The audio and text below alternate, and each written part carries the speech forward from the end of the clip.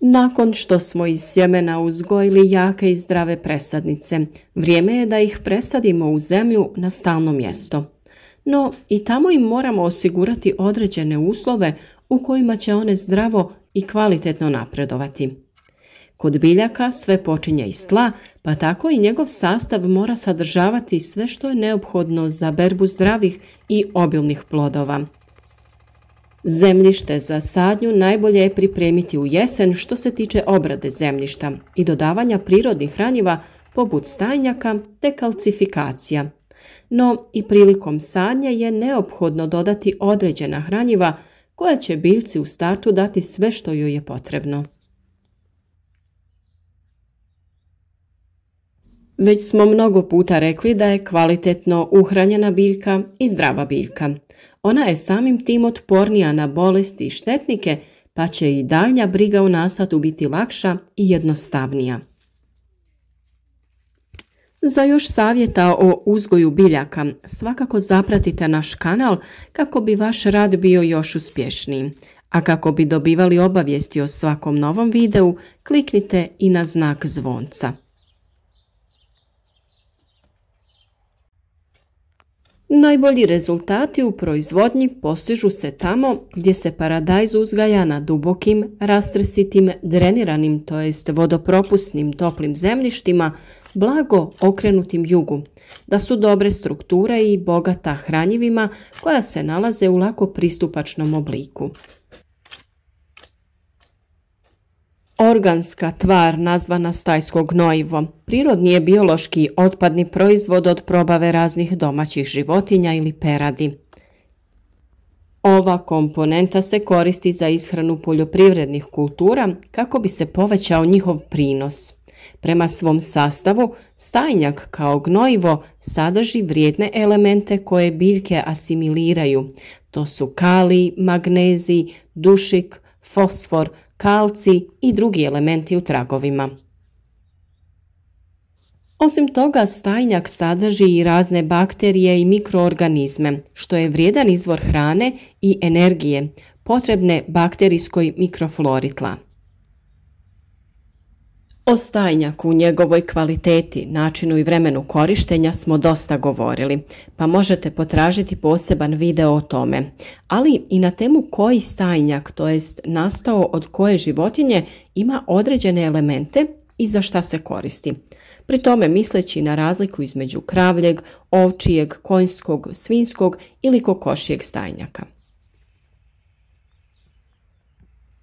Drugo prirodno hranjivo koje često koristimo u vrtu je pepeo nastao sagorijevanjem drveta, koji ima velike dobrobiti u uzgoju paradajza i drugih biljaka. Pepeo je hranjivo jedinstvenog sastava zbog prisutnosti fosfora i kalija u obliku koji je lako dostupan za biljke. On sadrži također i kalcij, željezo, magnezij, sumpor i cink. Izuzetak je dušik koji hlapi tokom izgaranja, ali u početnoj fazi stvaranja korijenovog sustava i stabljike za paradajz je potrebna dovoljna količina fosfora i kalija. Nicanjem sadnica fosfor igra odlučujuću ulogu u promicanju intenzivnog rasta korijena. Naravno, jak korijenski sustav osigurati će daljnji uspješan rast, razvijanje cvjetova i ubrzano zrenje plodova.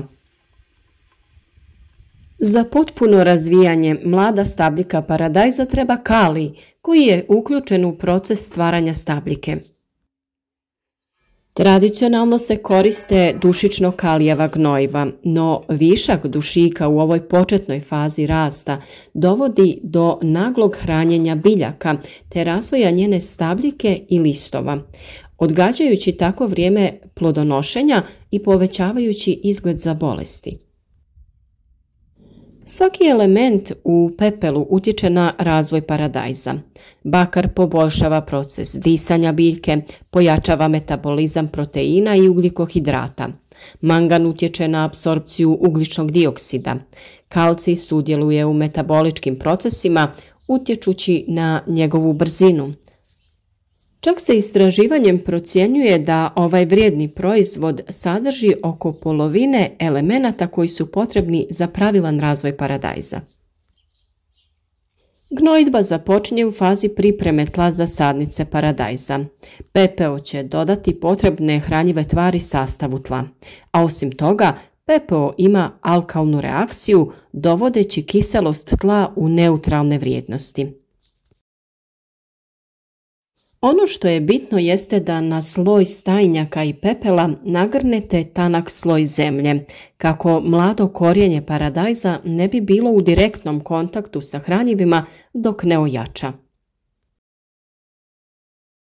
PPO je vrlo lagan, ali glomazan proizvod. Staklenka od 1 litre sadrži otprilike 500 grama praha pepela, a staklenka od pola litre sadrži 250 grama pepela, dok jedna obična čaša sadrži oko 100 grama pepela, te jedna kašika sadrži 6 grama pepela kako bi se lakše orijentirali prilikom doziranja.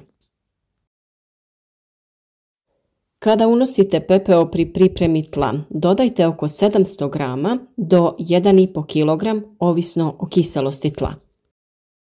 A najlakše ćete se orijentirati ako pod svaki gram dodate otprilike 3 kašike pepela. Te obavezno preko njega dodajte tanak sloj zemlje. Kao uobičajeno gnojivo, potrošnja pepela varira između 100 do 150 grama po kvadratu.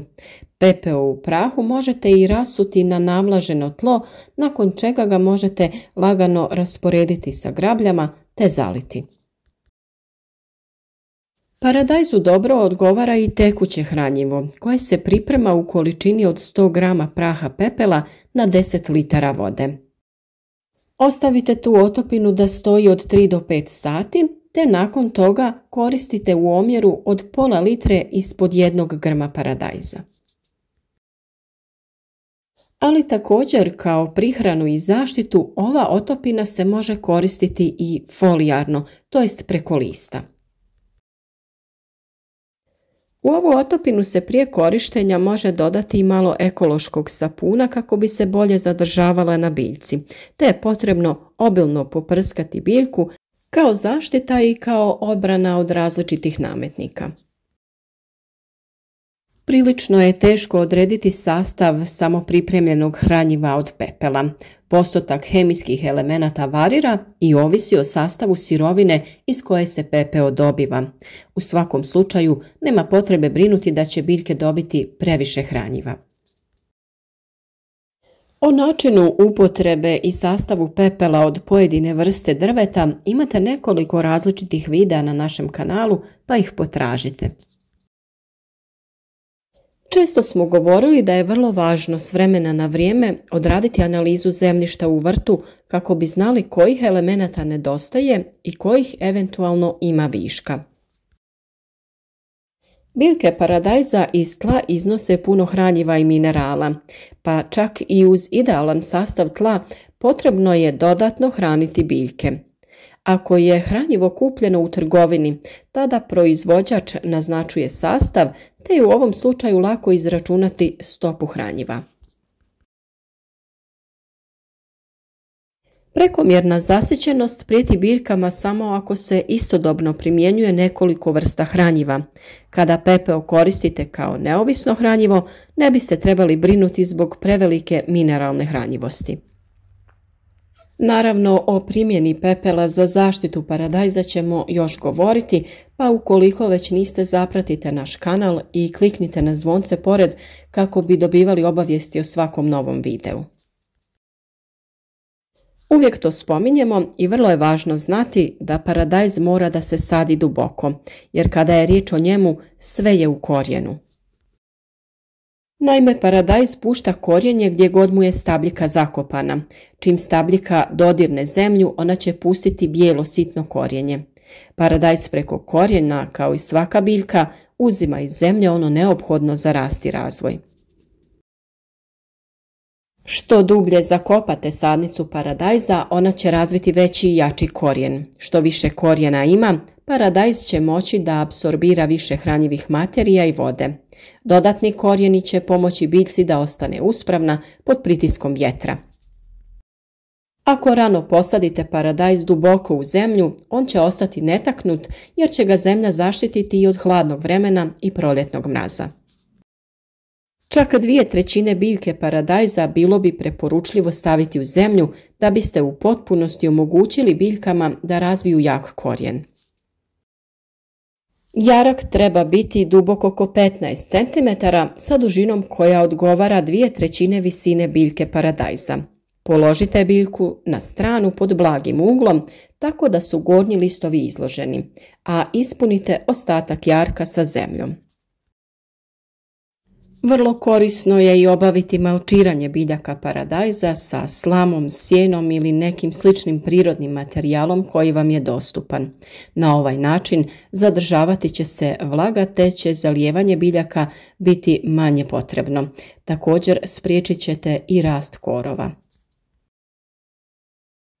Nadamo se da su vam ovi savjeti bili korisni i da ćete ih koristiti kroz cijelu vrtlarsku sezonu koja je pred nama. Podijelite video sa prijateljima na društvenim mrežama kako bi i oni imali koristi od naših savjeta. Uz prirodne savjete uživajte u zdravim biljkama i zdravim plodovima.